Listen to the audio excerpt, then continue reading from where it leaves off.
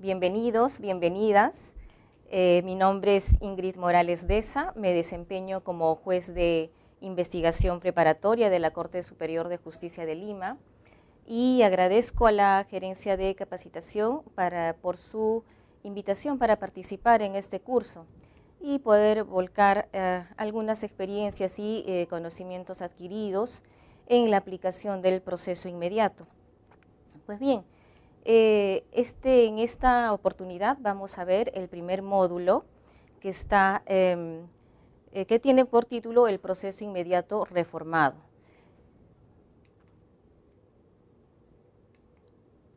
Este módulo 1 va a abarcar 3 puntos específicos, que es el análisis dogmático de los artículos 446 y 447 del Código Procesal Penal, la audiencia única de incoación de proceso inmediato y la medida coercitiva. Como es de público conocimiento, una de las grandes problemáticas a nivel de nuestro medio es la excesiva duración de los procesos penales. Los procesos penales normalmente tienen una duración entre 1 año o más. Por eso es que el legislador ha visto por conveniente el establecer una serie de mecanismos para lograr una justicia penal mucho más célere y eficaz. Es por eso que ha establecido en todo lo que es el aspecto procesal 2 tipos de procesos. Y así lo vamos a ver en estas diapositivas, que tenemos un proceso común, que es el proceso que está diseñado para la mayor parte de los delitos, y también procesos especiales. Ahora, estos procesos o estos mecanismos van a ser legítimos y constitucionales siempre y cuando respeten los derechos fundamentales de los justiciables.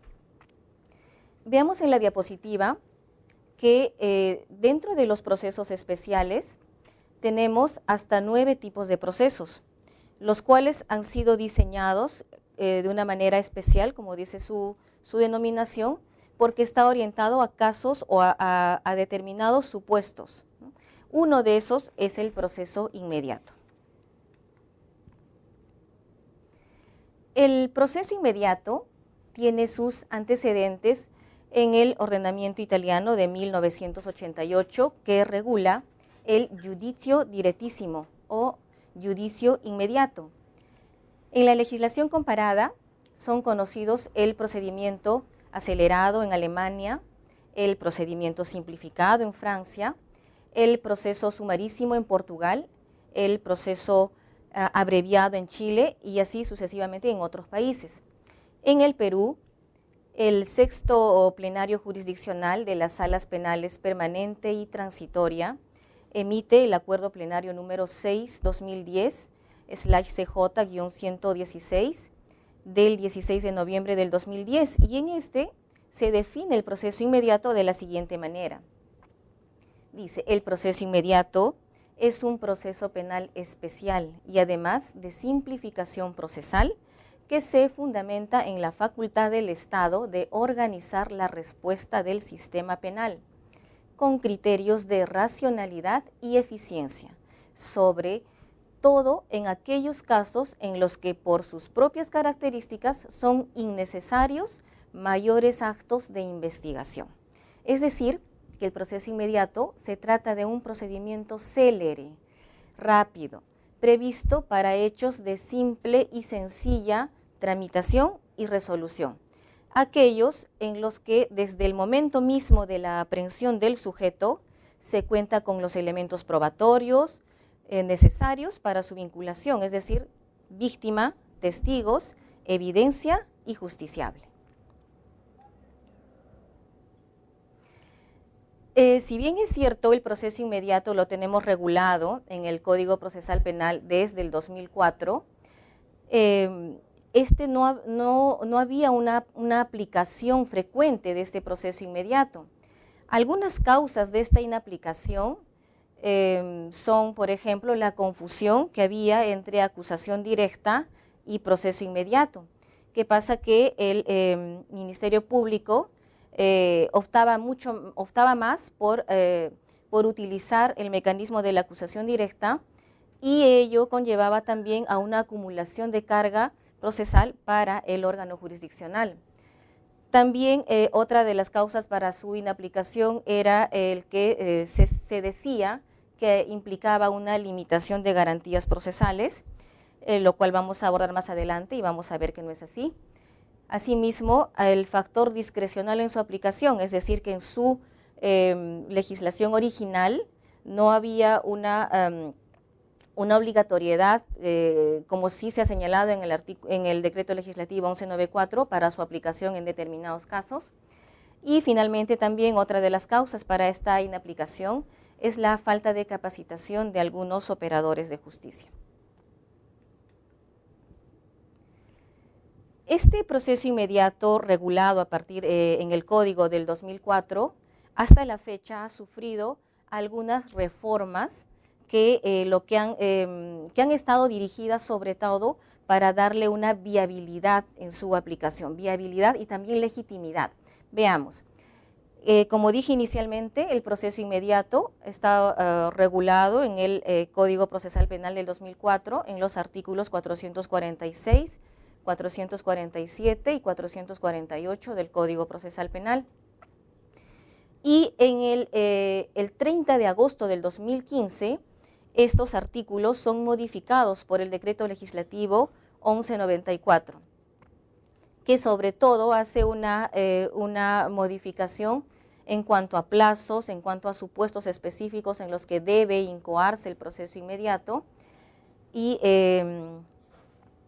y también en cuanto a su obligatoriedad cuando se dan los supuestos que establece dicho decreto. Posterior a ello, y en vista de que una vez que se dio este decreto legislativo 1194 y el órgano jurisdiccional empezó a aplicar con mayor frecuencia este proceso inmediato, se generó una serie de cuestionamientos al proceso inmediato, sobre todo porque se dieron situaciones bastante cuestionables en realidad en cuanto a su aplicación. Uno de esos casos es, por ejemplo, el famoso caso Buscaglia, ¿no?, que es muy debatible, por cierto. Entonces, ante situaciones parecidas que se dieron, es que las salas penales de la Corte Suprema, las salas penales permanente y transitoria, vieron por conveniente el realizar un segundo pleno jurisdiccional extraordinario y emiten el acuerdo plenario extraordinario número 2-2016/CIJ-116 del 1 de junio del 2016. Y a partir de entonces es que este proceso inmediato toma el nombre de proceso penal inmediato reformado. ¿Y por qué? Porque en este acuerdo plenario la sala lo que hace es establecer una serie de modulaciones a efectos de poder facilitar una aplicación mucho más razonada y mesurada del proceso inmediato para casos que lo ameritan, y no se genere esta suerte de señalar o que se ha producido vulneración de derechos o garantías constitucionales, o que carezca de legitimidad, que es lo que se venía cuestionando por entonces. Posterior a este acuerdo plenario extraordinario, se ha emitido el 30 de diciembre del 2016 el decreto legislativo número 1307, en el que igualmente se han establecido algunas modificaciones más al proceso penal inmediato reformado, a efectos de seguir viabilizando una mejor aplicación del mismo. En la siguiente diapositiva les propongo una diferenciación entre el proceso penal común y el proceso inmediato, a efectos de que podamos percibir, ¿no?, cuál es la diferencia entre ambos procesos. Como podemos ver en esta diapositiva, en ambos casos hay una fase de investigación preliminar, ¿no?, con la diferencia de que en el caso del proceso penal común no se establece un plazo en específico, en cambio en el proceso penal inmediato se establece un máximo de 48 horas, ¿no? Lo cual implicará no solamente digamos, la detención que pueda hacer de una persona que en algún supuesto de flagrancia, sino además su puesta a disposición del Ministerio Público.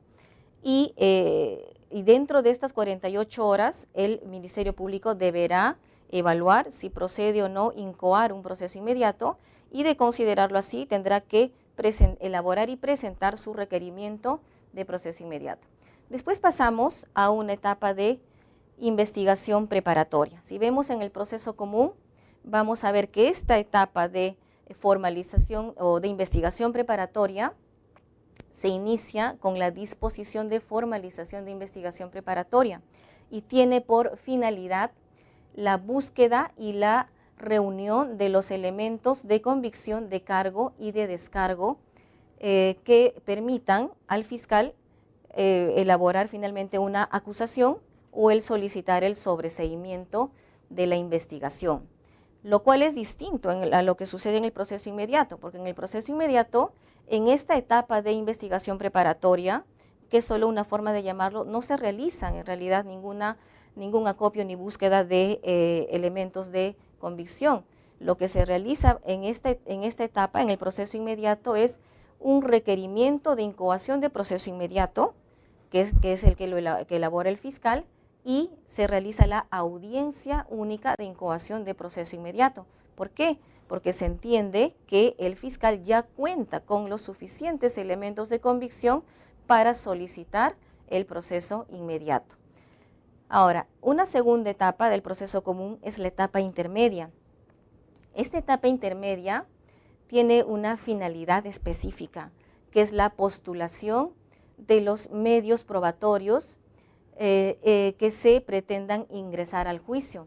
Comprende desde el momento que se dispone la conclusión de la investigación preparatoria hasta que se dicte el auto de enjuiciamiento, o también es posible que se emita un sobreseimiento del proceso. Esta etapa intermedia no la vamos a encontrar en el proceso inmediato, porque en el proceso inmediato vamos a ver que de la etapa de investigación preparatoria, es decir, en donde realizamos la audiencia única de incoación de proceso inmediato, vamos a pasar de frente a una etapa de juzgamiento. Y en esta etapa de juzgamiento lo que vamos a ver es una definición, vamos a ver dos cuestiones concretas, ¿no? Dos pequeñas audiencias que se realizan en esta etapa de juzgamiento, en donde en una primera audiencia se realiza una definición de todos los presupuestos del juicio, es decir, va a haber un pequeño control de acusación y va a culminar esta primera parte con la emisión de un auto de enjuiciamiento y así como un auto de citación a juicio. Y posteriormente se dará en la misma etapa la audiencia de juicio oral propiamente dicha, que es en donde se van a actuar las pruebas para finalmente emitir una sentencia. En cambio, en el proceso penal común, lo que vamos a ver es que después de la etapa intermedia va a venir recién la etapa de juzgamiento, en donde igualmente esta etapa de juzgamiento en el proceso penal común empezará con el auto de citación a juicio oral y tiene una finalidad específica, que es la preparación y realización para el juicio oral, y culmina con la expedición de la sentencia. Entonces, si nosotros observamos en esta diapositiva los dos procesos, el proceso penal común y el proceso inmediato, vamos a ver esta diferencia en cuanto al tiempo que implica cada uno. Si nosotros vemos en la primera parte el proceso penal común, para lo único que tenemos establecido plazos es para la etapa de investigación preparatoria, que son 120 días, prorrogables por 60 días. Y eso siempre y cuando se trate de un proceso que no tiene características de complejidad, porque si se trata de un proceso complejo, la duración será aproximadamente 8 meses, prorrogables por un plazo similar.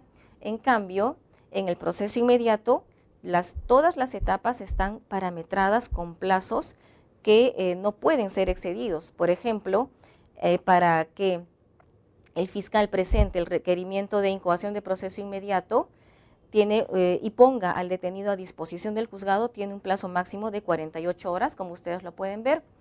Igualmente, una vez que el detenido es puesto a disposición del juzgado, el juzgado deberá notificar para una audiencia única de incoación de proceso inmediato y realizar la misma dentro de un plazo máximo de 48 horas. Y si es que se llega a pasar a una etapa de juzgamiento, igualmente este deberá realizarse dentro de un plazo máximo de 72 horas. Entonces ahí radica esta diferencia sustancial entre un proceso penal común y un proceso penal inmediato. Ahora veamos en qué casos debemos aplicar o podemos aplicar el proceso penal inmediato, porque conforme les voy a explicar más adelante, no todos los casos o no todos los delitos pueden ser pueden ser aplicados al proceso penal inmediato. Conforme entonces a lo que ya les acabo de señalar, el proceso penal inmediato tiene determinadas características, ¿no? Se trata de un proceso especial y de simplificación procesal, ¿no? Y eso lo hemos visto en la diapositiva anterior, en el que vemos que no tiene las mismas etapas que tiene un proceso común.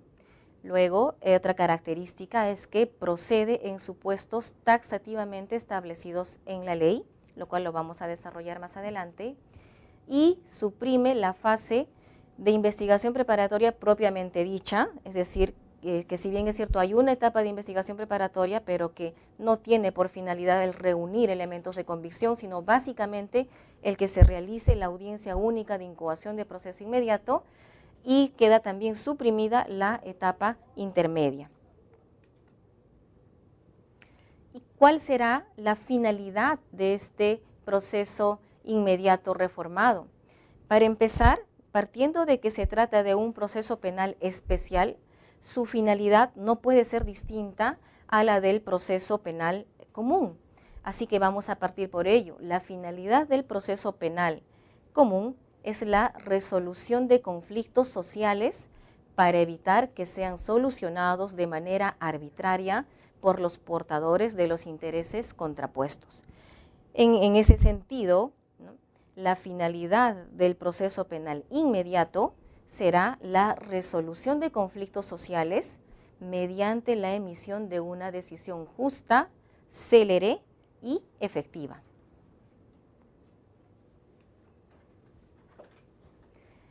También es importante analizar cuál es el fundamento de este proceso inmediato reformado, puesto que una vez que se inició con esta aplicación más continua del proceso inmediato, se ha cuestionado mucho si este era legítimo, si tenía un fundamento. Pues sí lo tiene. El fundamento de este proceso inmediato reformado es la facultad del Estado para organizar la respuesta del sistema penal con criterios de racionalidad y eficiencia. Esto lo vamos a encontrar en el acuerdo plenario número 6-2010/CU-116 del año 2010. Ahora, esto a su vez se sustenta en dos cuestiones, ¿no? Uno, en la noción de simplificación procesal, que tiene como propósito eliminar o reducir etapas procesales y aligerar el sistema probatorio para lograr una justicia célere sin mengua de su efectividad. Debemos aclarar que cuando hablamos de simplificación procesal y de eliminar o reducir etapas procesales, ello no debe entenderse como un sinónimo de eliminar garantías procesales, porque conforme lo vamos a ver más adelante, el proceso penal inmediato está rodeado de las garantías penales y procesales necesarias para tener legitimidad. La segunda cuestión está del sustento del proceso inmediato reformado, es el reconocimiento de que la sociedad requiere de una decisión rápida, a partir de la noción de evidencia delictiva o prueba evidente, lo que a su vez explica la reducción de etapas procesales o de periodos en su desarrollo. Es decir, se está tomando en cuenta que si es que vamos a demorar demasiado en administrar justicia, en realidad eso no es justicia. Entonces se genera toda esta disconformidad de parte de la sociedad, que por más de que se emita una sentencia que le favorezca a un agraviado, a una víctima, ha demorado tanto esa sentencia en ser emitida que ya la víctima se siente defraudada. Entonces lo que se pretende con este proceso inmediato reformado es que podamos, que se pueda administrar justicia, que se pueda hacer justicia de una manera mucho más célere y a la vez eficaz, pero sin afectar los derechos individuales o los derechos individuales de los justiciables. Vayamos a lo que es la legitimidad constitucional del proceso inmediato reformado. En tanto y en cuanto se circunscriba a los delitos evidentes y a los supuestos de investigación simple o sencilla, en modo alguno se va a ver afectado el debido proceso, la tutela jurisdiccional y la defensa procesal. El proceso penal inmediato reformado no es un proceso configurado legalmente para condenar a los imputados, que es alguna de las críticas que se han escuchado. Asimismo, la realización de las audiencias de incoación y de juicio permiten esclarecer probatoriamente el hecho punible con pleno conocimiento de los principios de contradicción, igualdad, publicidad, inmediación y oralidad, que son los mismos principios que rigen el proceso penal común. Si el resultado probatorio no arroja la presencia de una prueba legal, fiable, corroborada y suficiente, que son elementos insustituibles para cumplir esta garantía, el juez está en la obligación de dictar sentencia absolutoria. Conforme habíamos señalado anteriormente, el artículo 446 del Código Procesal Penal, modificado por el Decreto Legislativo 1194, establece taxativamente los presupuestos materiales del proceso inmediato reformado. Como también les había dicho al inicio, el proceso penal inmediato no es aplicable a todos los casos. Tiene presupuestos para su aplicación. Así, por ejemplo, en esta diapositiva podemos ver que estos presupuestos materiales son dos. Uno es evidencia delictiva y rotundidad, y dos, ausencia de complejidad o simplicidad. Es decir, si es que un determinado caso reúne estos dos presupuestos, entonces es posible aplicar el proceso inmediato. ¿A qué nos referimos con evidencia delictiva y rotundidad? Habrá evidencia delictiva cuando en los supuestos de delito flagrante, de confesión del imputado y de delito evidente. No voy a ahondar mucho ahorita en estos puntos porque los voy a abordar más adelante. En el caso, en cambio, de la ausencia de complejidad o simplicidad, vamos a ver que este proceso inmediato está diseñado para casos sencillos, simples, es decir, que no tengan características de complejidad. Para más o menos ubicarnos cuándo es que podemos percibir que se trata de un proceso con características de complejidad, podemos recurrir al artículo 342, inciso 3 del Código Procesal Penal, en el que se describe todos esos supuestos en los que un proceso penal resulta complejo. Es así, por ejemplo, en los casos de multiplicidad de imputados y o agraviados, multiplicidad de hechos delictuosos, es decir, varios hechos delictuosos o actos de investigación que se requieran, complejidad o dificultad en la realización de determinados actos de investigación, intervención en el delito de organizaciones delictivas o miembros de ella y gravedad del hecho objeto de imputación desde la perspectiva de la conminación penal. Entonces les pongo un ejemplo para más o menos darles una idea. Si por ejemplo hablamos de un delito de tráfico ilícito de drogas, en el que se interviene a una persona, por ejemplo, puede ser con 100 kilos de clorhidrato de cocaína. Se le interviene en su domicilio con toda esa carga distribuida en pequeños paquetes, cada uno de 1 kilo, ¿no? Y una vez que se le interviene, el detenido reconoce los cargos, acepta que en efecto ha copiado esa cantidad de droga y que tenía por finalidad el enviarla al extranjero. ¿Es posible, será posible aplicar el proceso inmediato? Miren que en la experiencia que tenemos en la judicatura hemos visto casos parecidos en donde el imputado, incluso la defensa del imputado, solicita que se le aplique el proceso inmediato.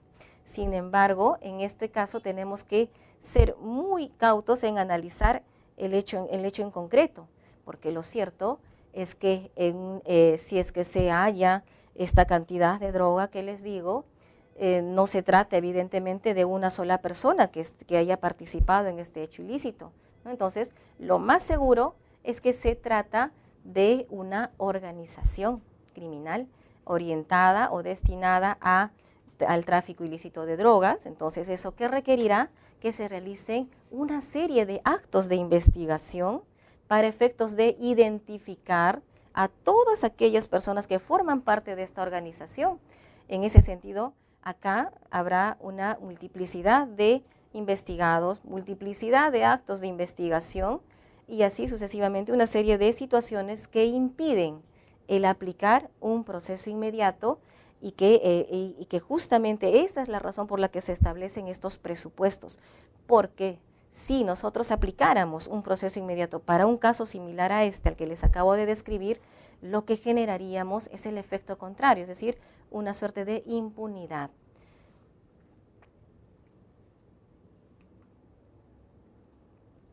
Ahora sí vamos a desarrollar en específico los supuestos para la aplicación de proceso inmediato establecidos en la norma procesal. Entonces veamos. El proceso inmediato, conforme al artículo 446, incisos 1 al 4 del Código Procesal Penal, modificado por el Decreto Legislativo 1194, procederá en los siguientes supuestos. 1. Delito flagrante. 2. Confesión del imputado. 3. Delito evidente. También otros 2 supuestos más, el delito de omisión de asistencia familiar y el delito de conducción en estado de ebriedad o drogadicción. Si nosotros vemos la diapositiva, vamos a darnos cuenta que los 3 primeros supuestos los he agrupado y los he puesto de un solo color, mientras que los 2 últimos les he dado otra tonalidad. ¿Esto en razón a qué? A que la razón por la que han sido incluidos dentro de del proceso inmediato ha sido distinta y se las voy a explicar más adelante. Veamos, en el caso del delito flagrante, los supuestos de delito flagrante se encuentran regulados en el artículo 259 del Código Procesal Penal. Este artículo 259 ha sido modificado por la Ley 29.596 del 25 de agosto del 2010. Y esta modificación ha sido bastante cuestionada, puesto que es como que hubiera rebasado algunos límites o resultaría un tanto excesiva en cuanto a la concepción de delito flagrante. Esto se los voy a ir explicando. Para empezar, cuando hablamos de delito flagrante podemos distinguir hasta 3 tipos de flagrancia. Tenemos la primera, la flagrancia estricta, que es cuando el sujeto es sorprendido y detenido en el momento de ejecutar el hecho delictivo.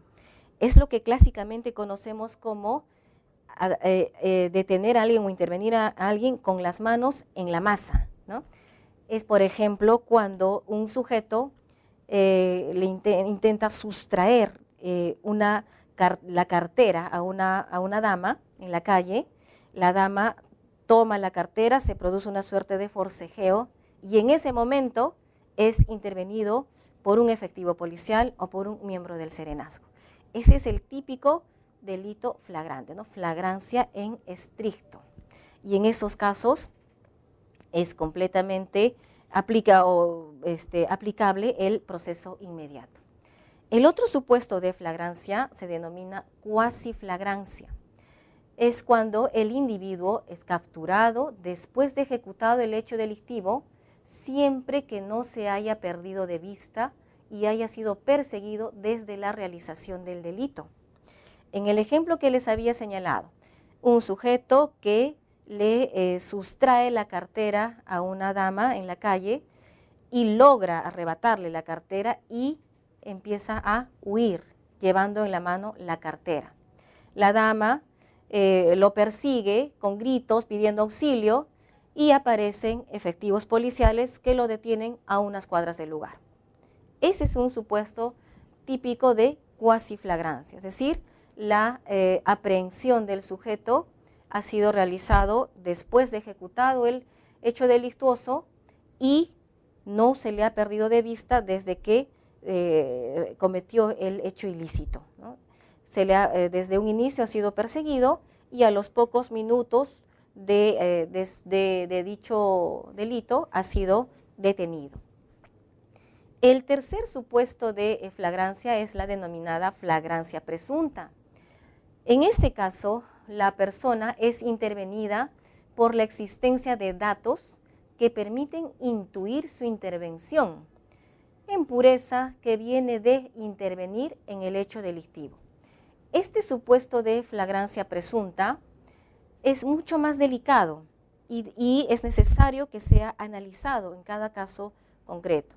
Por ejemplo, puede ser el caso de un sujeto que es intervenido, por ejemplo, en polvos azules, ¿no? En un centro comercial, ¿no? Polvos azules, y lo detienen porque es sospechoso, ¿no? Entonces la policía lo interviene y una vez que le hacen el registro, le encuentran varios teléfonos celulares, ¿ya? Digamos 8 teléfonos celulares. Entonces los efectivos policiales lo llevan a la comisaría, empiezan a verificar los teléfonos celulares, los encienden, verifican y logran identificar a sus propietarios, quienes dicen que efectivamente en ese día estuvieron de paseo en el centro comercial Polvos Azules y les sustrajeron su teléfono celular, pero que ellos no se percataron del momento en que les fue sustraído el teléfono celular. Entonces, eso por un lado. Y por otro lado, el detenido lo que dice es, un momentito, sí, yo he tenido, es verdad que me han encontrado con estos teléfonos celulares, pero yo no los he robado, no los he sustraído, a mí me los han vendido en este centro comercial. Una persona que lo encontré caminando en uno de los pasillos y me los vendió y yo lo compré.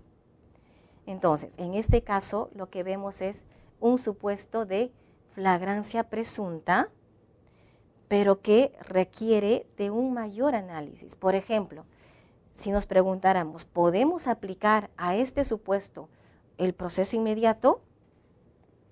Probablemente no. ¿Saben por qué? Porque no resulta claro, no resulta evidente si este sujeto ha sido la persona que sustrajo o no los teléfonos celulares.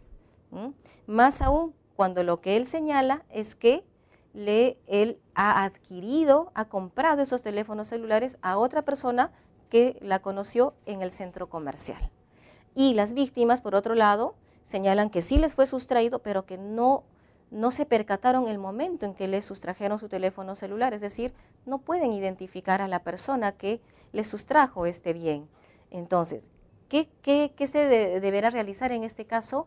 Necesitaríamos otros actos de investigación adicionales para efectos de poder verificar, corroborar si realmente la persona detenida es el autor de estas sustracciones. Por ejemplo, podría ser ver las filmaciones de las cámaras de video establecidas en el lugar y otros actos de investigación adicionales. Entonces, por eso es que en los delitos de flagrancia presunta es muy delicado, ¿no? y un magistrado tiene que tener mucho tino en autorizar o no la aplicación de un proceso inmediato. Y eso también se ha señalado en el acuerdo plenario extraordinario, que en los casos de flagrancia presunta debemos colocar incluso mayores filtros para permitir la aplicación de un proceso inmediato.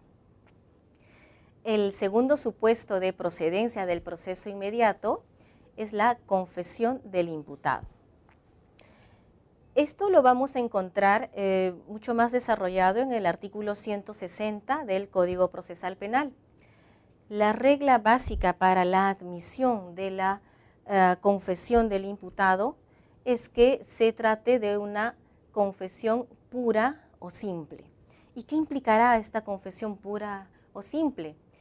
Significa que el imputado voluntariamente admite los cargos o la imputación y además debe rendirse ante el juez o el fiscal en presencia de su abogado.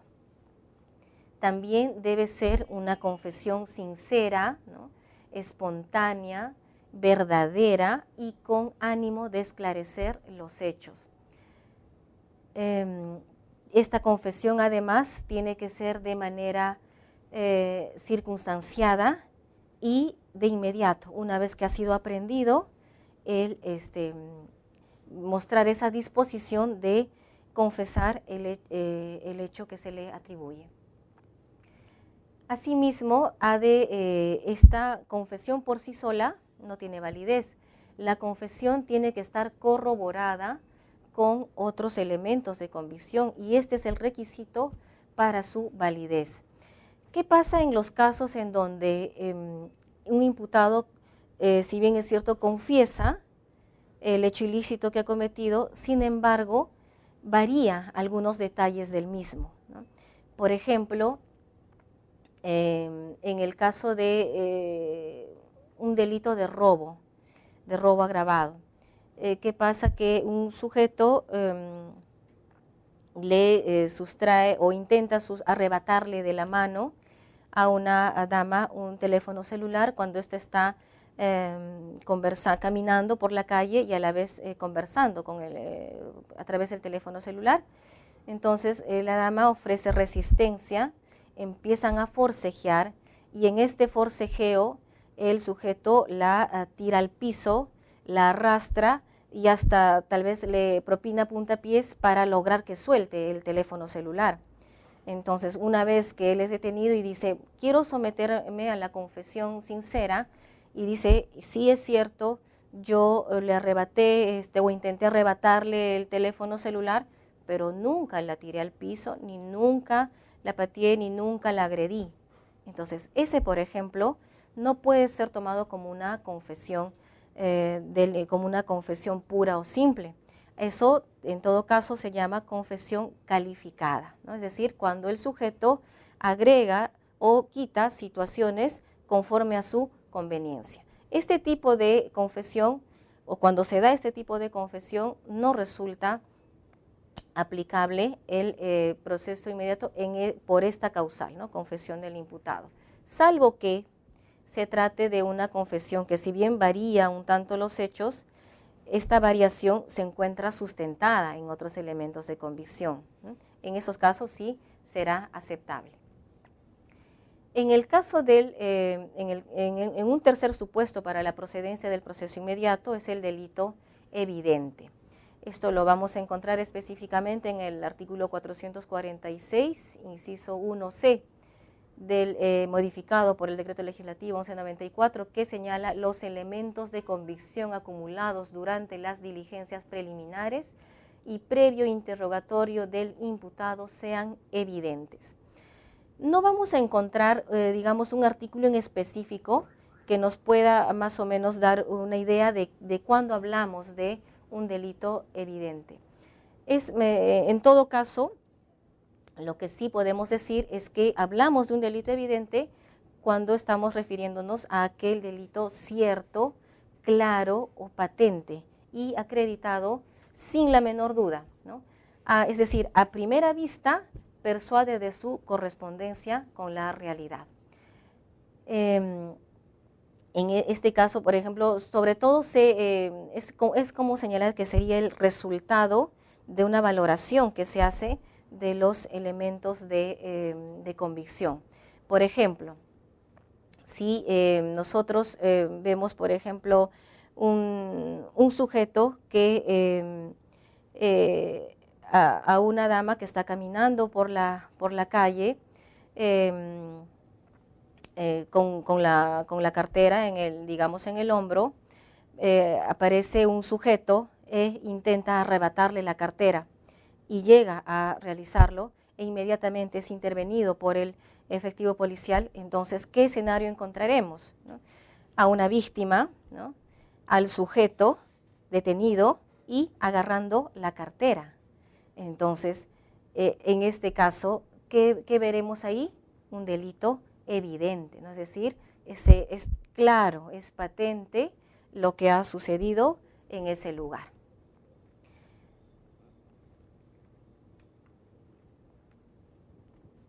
A ver, antes de terminar con este tema del delito flagrante, vamos a hacer algunas precisiones más. Para empezar, ¿no? El delito flagrante se configura por la evidencia sensorial del hecho delictivo que se está cometiendo o se acaba de cometer. ¿Qué quiero decir con esto?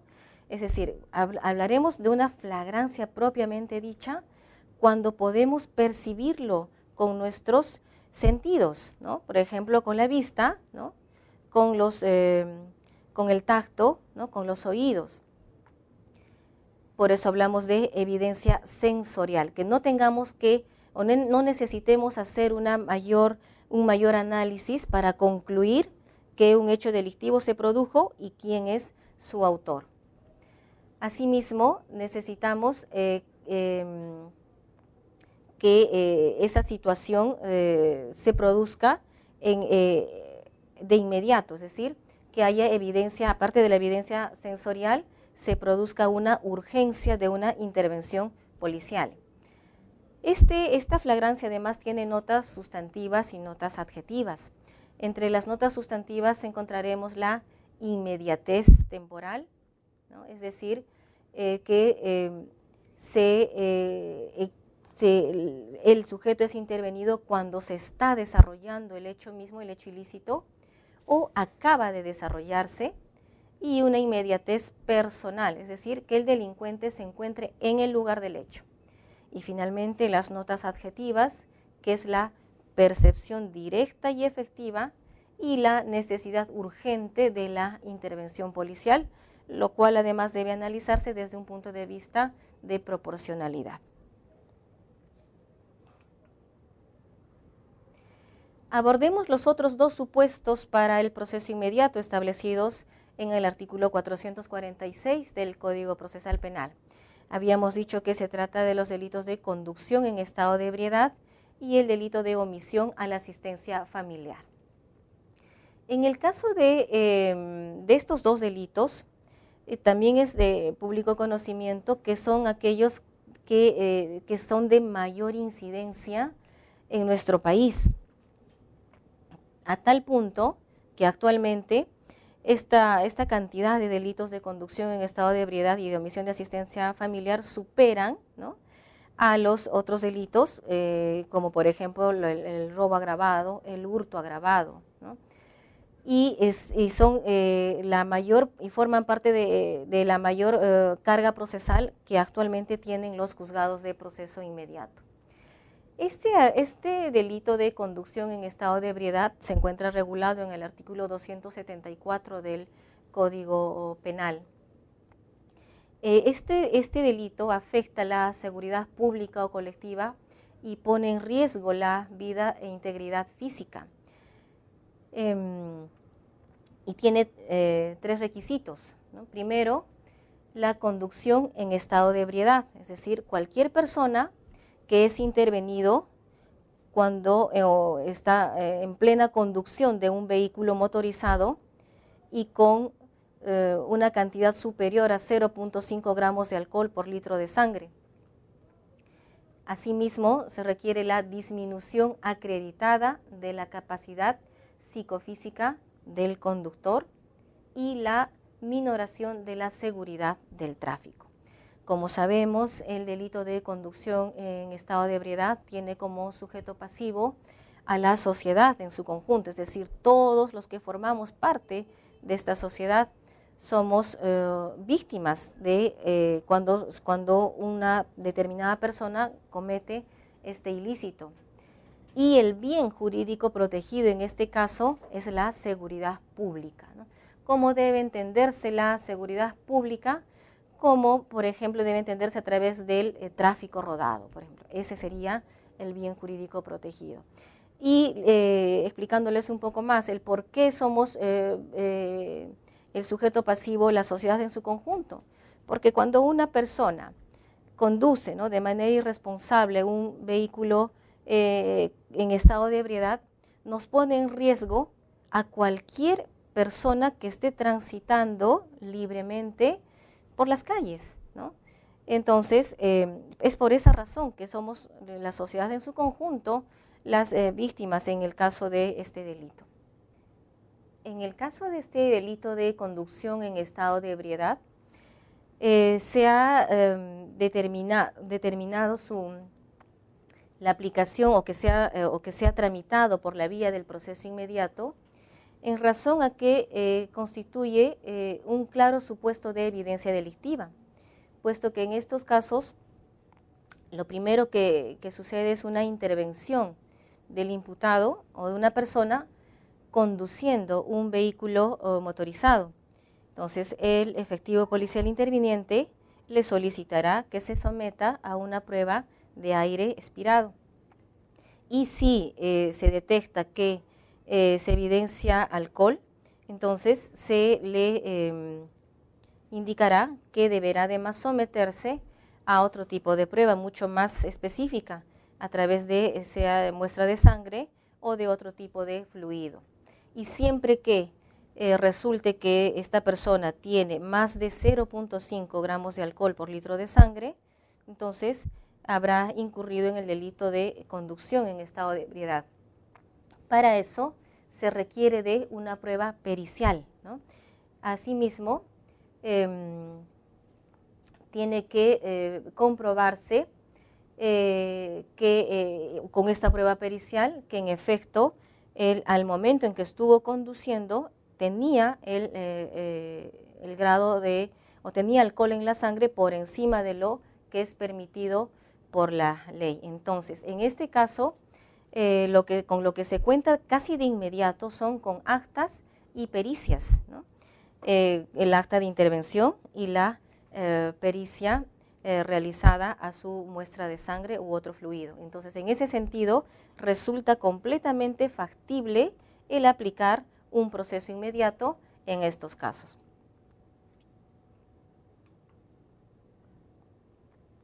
En el caso del delito de omisión a la asistencia familiar, previsto en el artículo 149 del Código Penal, también es otro supuesto para poder aplicar un proceso inmediato en razón a su naturaleza misma. Veamos.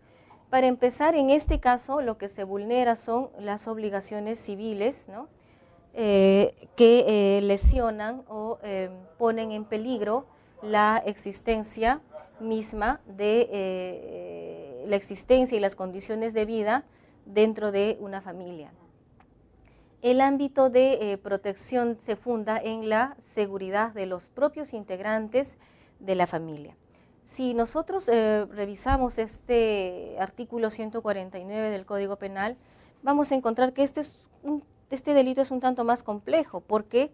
Porque se requiere que previamente en la vía civil se emita una sentencia de alimentos, ¿no?, que puede ser una sentencia o puede ser también otro tipo de resolución o puede ser también un acuerdo conciliatorio, en el que se ordene a una determinada persona el que cumpla con pagar una determinada pensión alimenticia a favor de un alimentista.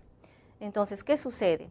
Que la persona obligada incumple este mandato emitido por un órgano jurisdiccional civil, y es en este supuesto, ante este incumplimiento, en que se remite todo lo actuado al Ministerio Público para que éste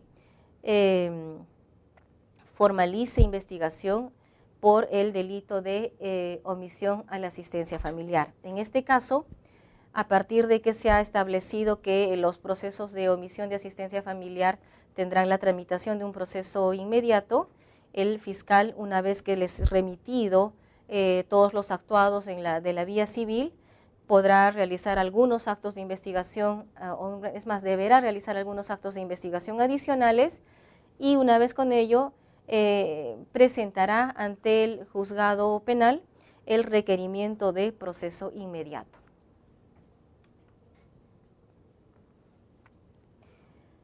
En relación a este delito, es necesario que concurran los presupuestos de evidencia delictiva y de ausencia de complejidad.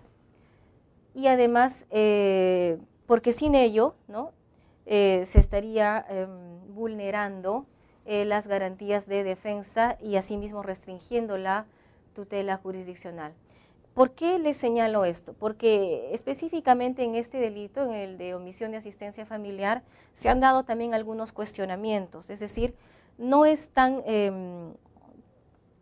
un supuesto tan evidente como sí lo es, por ejemplo, el delito de conducción en estado de ebriedad. ¿Por qué?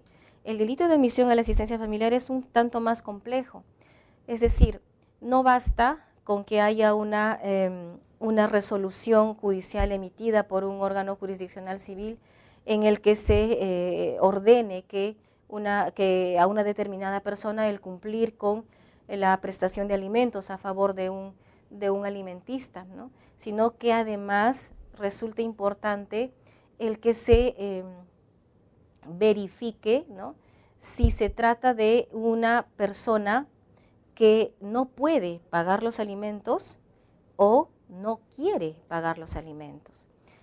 Entonces, este es un aspecto que ha sido un tanto descuidado, tanto a nivel de la justicia civil como también de la Administración de Justicia Penal, ¿no?, y que ha generado estos cuestionamientos y una vulneración del derecho de defensa y tutela jurisdiccional de los justiciables.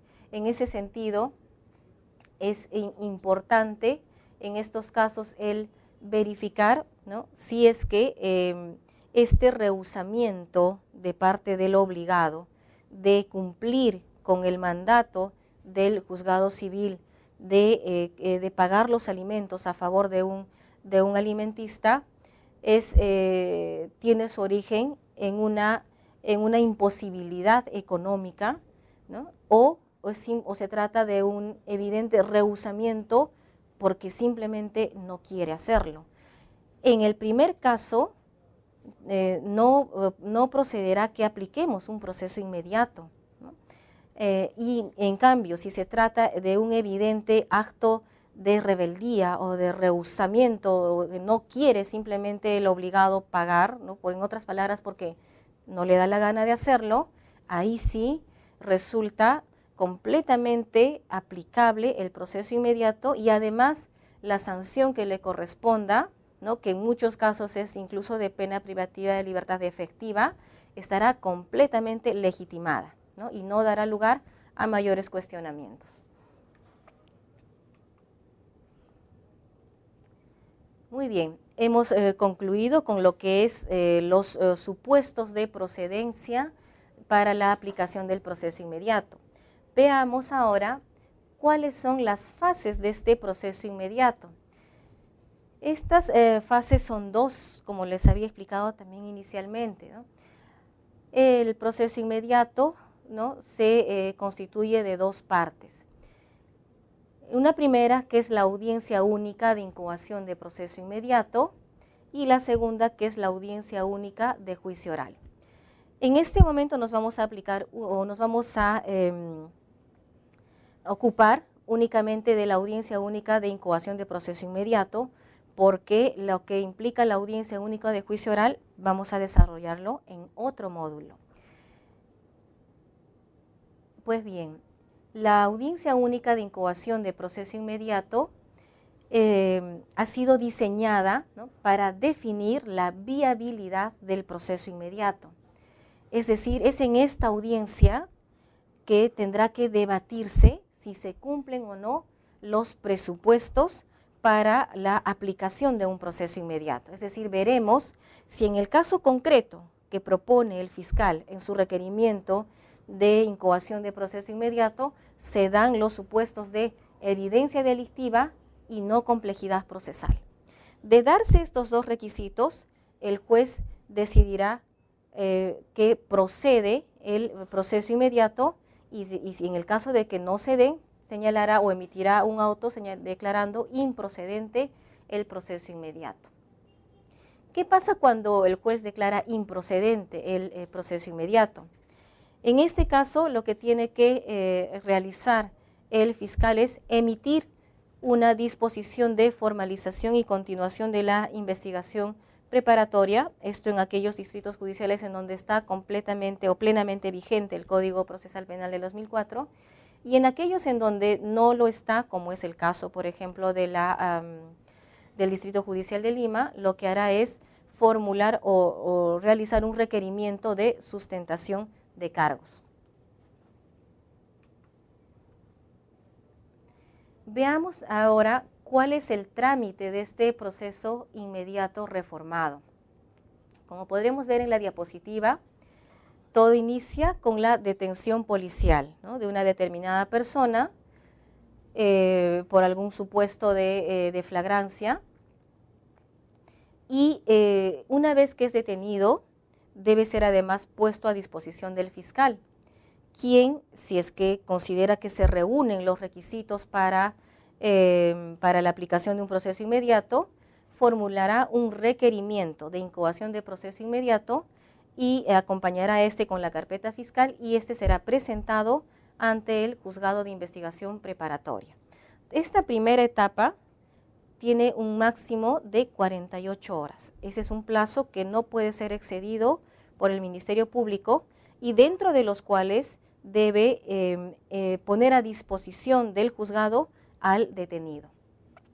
Una vez que este detenido ha sido puesto a disposición del juzgado de investigación preparatoria, el juzgado cuenta con 48 horas para convocar a una audiencia de incoación de proceso inmediato. Entonces procederá a notificar de inmediato a la defensa del imputado y al Ministerio Público.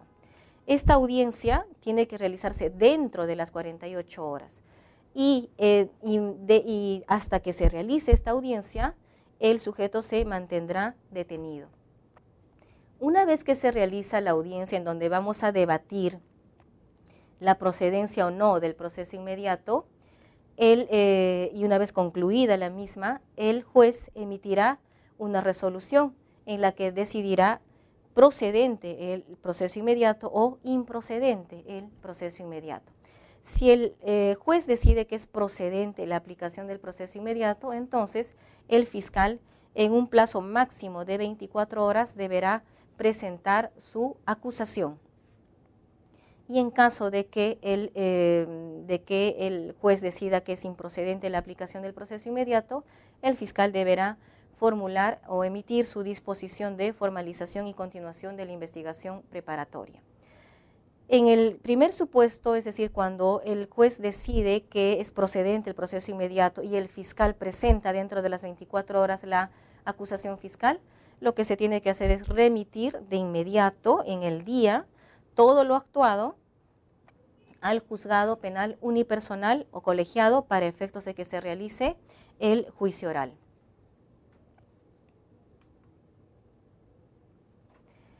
Veamos qué solicitudes concurrentes o incidencias también pueden presentarse dentro de la audiencia de incoación de proceso inmediato. Para empezar, el fiscal, ustedes pueden ver en la diapositiva, el fiscal puede presentar, aparte del requerimiento de proceso inmediato, que es su requerimiento principal, otros requerimientos adicionales. Por ejemplo, puede solicitar una medida coercitiva personal, que puede ser una comparecencia simple, una comparecencia con restricciones o una prisión preventiva.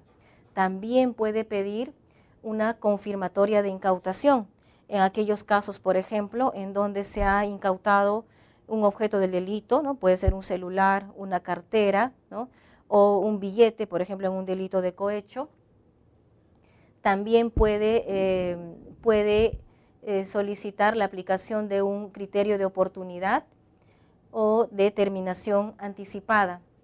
También puede solicitar la incorporación de tercero civilmente responsable. Eso por parte del fiscal. Ahora, el imputado también, a través de su defensa, está habilitado para hacer otros requerimientos. Por ejemplo, puede, a través de su defensa, solicitar en esta audiencia una tutela de derechos, cuando considera que se han vulnerado determinados derechos o garantías de naturaleza constitucional y que lo han agraviado. También su defensa puede presentar o deducir una cuestión previa, que lo podemos ver en el artículo 4 del Código Procesal Penal, o también puede deducir excepciones, todas aquellas excepciones que están reguladas en el artículo 6 del Código Procesal Penal. Finalmente, el agraviado también puede, a través de su defensa, solicitar que se le constituya en actor civil. Esto lo podemos encontrar en los artículos 100 y 102 del Código Procesal Penal.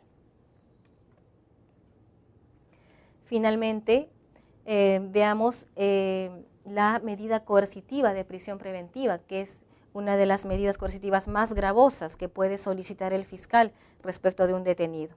Como les había dicho, el fiscal puede acompañar requerimientos adicionales a su requerimiento de aplicación de proceso inmediato, que puede ser una comparecencia simple, una comparecencia con restricciones y un mandato de prisión preventiva. Cuando sucede este último supuesto, es decir, el fiscal solicita la prisión preventiva de un detenido, entonces esta deberá analizarse también dentro de la audiencia de incoación de proceso inmediato.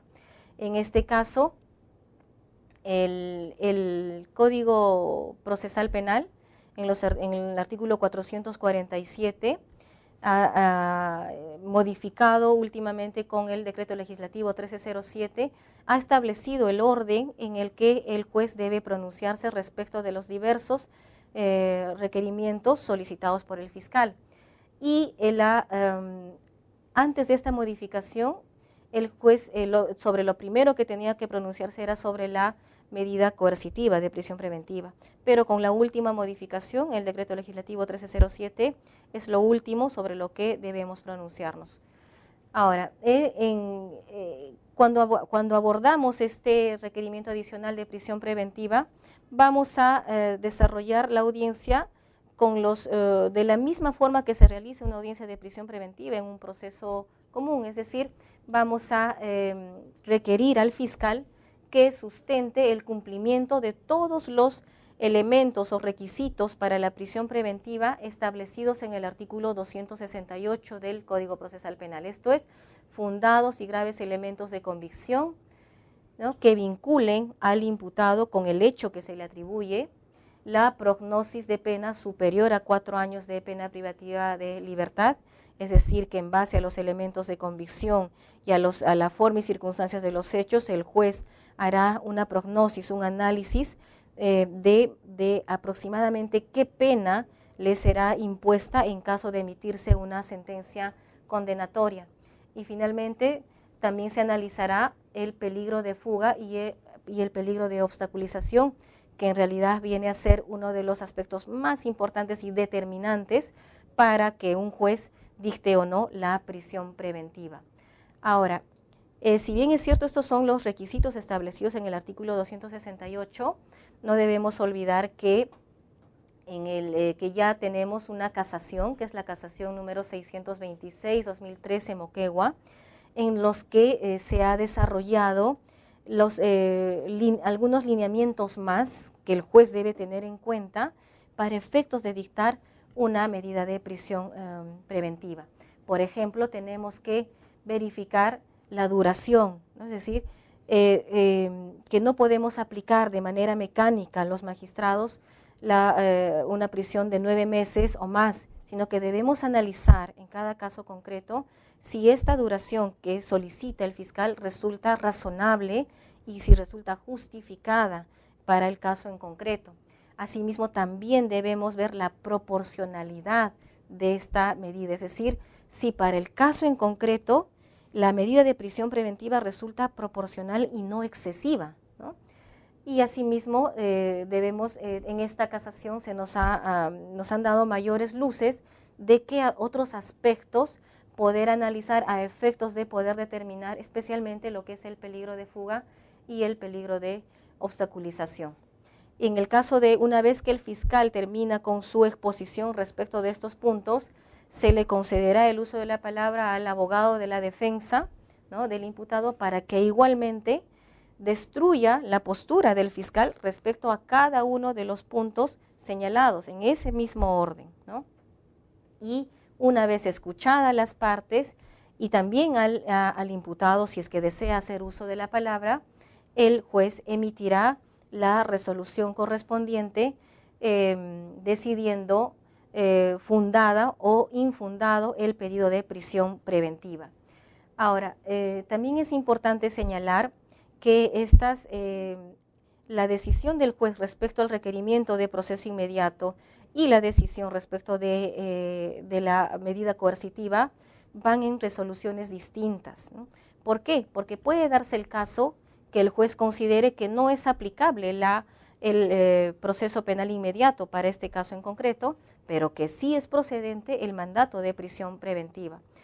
También se ha cuestionado que en los casos en donde el juez señalaba que no había lugar a un proceso o no era aplicable el proceso inmediato, y por otro lado señalaba que si era fundada la prisión preventiva, esta situación deslegitimaba, ¿no?, la primera. Sin embargo, ya ha quedado claro con el acuerdo plenario número 2/2016 que es posible, ¿no?, que el juez pueda, por un lado, mediante resolución, declarar improcedente la incoación de proceso inmediato y, por otro lado, declarar fundada la medida de prisión preventiva. Con todo lo señalado, les agradezco por su atención. Hasta una próxima oportunidad.